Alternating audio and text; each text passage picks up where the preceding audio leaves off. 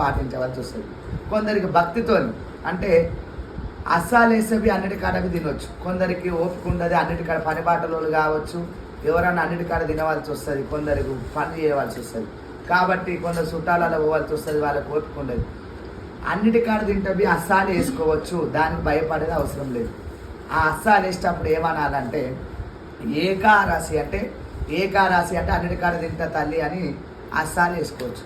నీకు భక్తి ఉన్నది, నేను ఏడ తినాని వేసుకోవచ్చు. అంటే తింటబి అస్సాలు వేసుకోవచ్చు, తినకుంటబి అస్సాలు వేసుకోవచ్చు.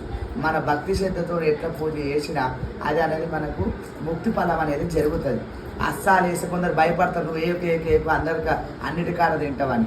కాబట్టి అస్సాలు అయితే ఇంట్లో పండుగ చేసిన వాళ్ళు ఖచ్చితంగా అందరూ అస్సాలు వేయొచ్చు, అన్నిటికాడ తినొచ్చు. అస్సాలు వేసిన వాళ్ళు మన నియమంతో ఏమైతే మొక్తామో అంటే దేవుడి ఇష్టాలు అయితే కంపల్సరీ పాటించాలి.